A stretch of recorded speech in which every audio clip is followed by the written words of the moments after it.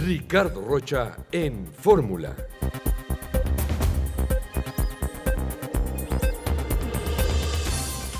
La doctora Leticia Calderón Chelius es internacionalista, politóloga y colaboradora para fortuna nuestra de este espacio en el que nos habla de la política, aunque en esta ocasión me llamó mucho la atención cuando me dijeron el tema que pensabas abordar, porque dije, a ver, Leticia nos va a hablar de un incendio.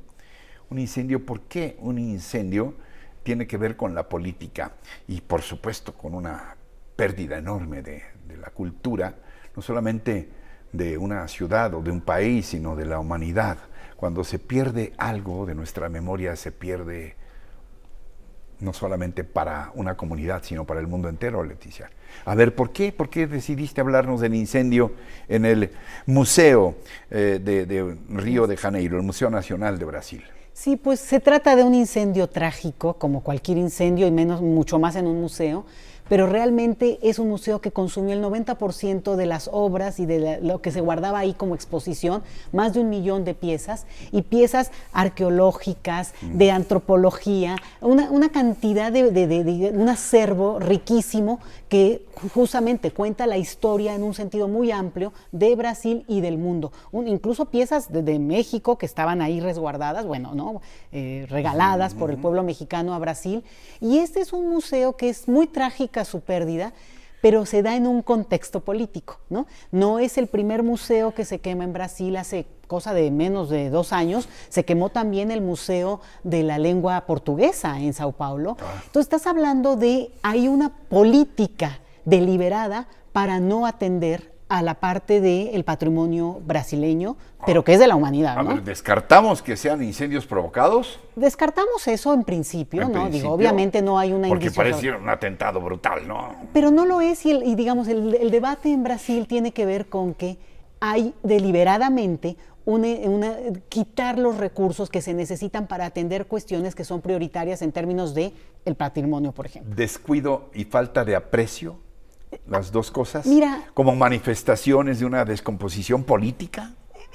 Bueno, en parte esto se da en el proceso justamente en el que Temer es hoy presidente, y en una cosa muy, muy extraña en términos de cómo se llega al poder ahí. Y acaban de apuñalear al candidato de extrema derecha. Bueno, acá hace 3 o 4 días estamos en esta crisis política en ese país, y es muy importante para México observar cómo se está dando este proceso, porque para el 1 de enero ellos estarán, celebrando, esperemos, un nuevo presidente, como nosotros estaremos con un nuevo presidente el 1 de diciembre. Entonces, realmente los términos de la política que viene, en términos de relaciones internacionales de los dos países, pues se van a configurar en este lapso tan corto, donde un incendio es, digamos, lo que está detrás de todo, como bambalinas, ¿no?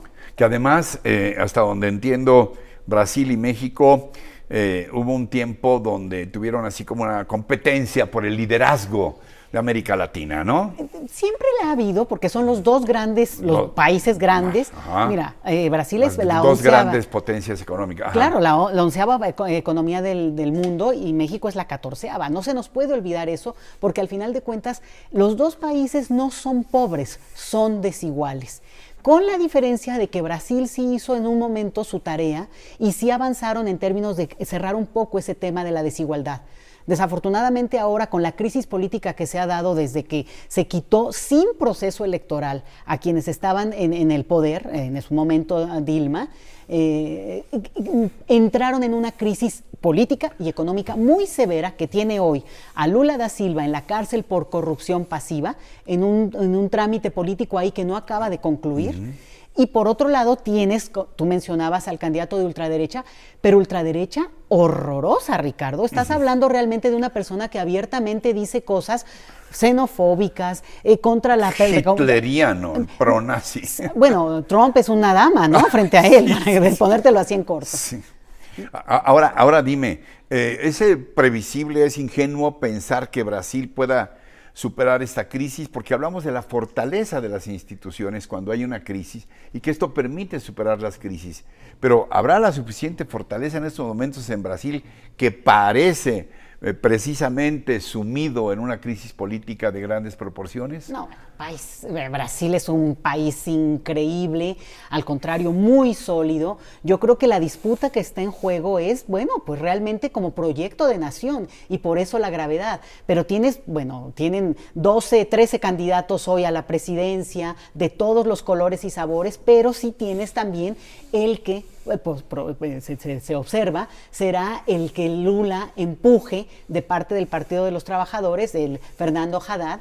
Y en ese sentido es probable que, aunque ahorita tiene muy bajo porcentaje de intención de votos, en el momento en que, te estoy hablando de que dentro de un mes son las elecciones, entonces en el momento en que ya se empiece una campaña muy fuerte, sí se pueda avanzar con ese liderazgo ya más público, más visible a nivel del país, y ese gran país que es Brasil, con instituciones sólidas y una creatividad y una fortaleza de su ciudadanía, que yo creo que los años del Partido de los Trabajadores, con todas las dificultades que hubo al final, sí generaron una participación muy potente, ¿eh? No creo que estemos hablando de un país que se pueda, digamos, descalificar de los grandes avances que hemos visto ya en los últimos años. Se habla de recuperar el Museo Nacional de Brasil, de rehabilitarlo. ¿Se puede convertir en un símbolo también de la recuperación o de que Brasil logre rebasar esta crisis y siga como una nación fuerte? A nadie nos conviene. No, qué bonita imagen, qué bonita imagen, porque es verdad que podría ser como frente a un incendio la recuperación, y además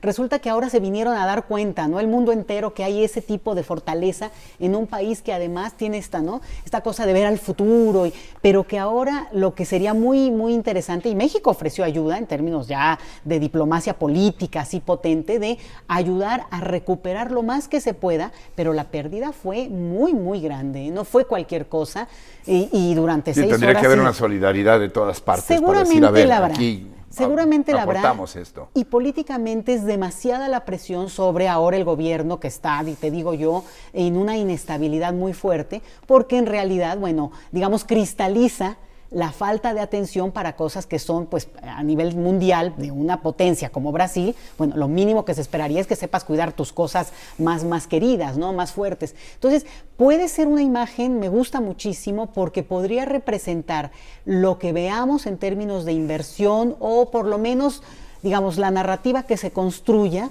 pues, de estos museos que han dejado a la deriva, pues una forma de decir el país tiene un futuro muy promisorio. Maestra Calderón Chelius, gracias Leticia por estar con nosotros. Gracias siempre, te lo apreciamos muchísimo. Ricardo. Gracias.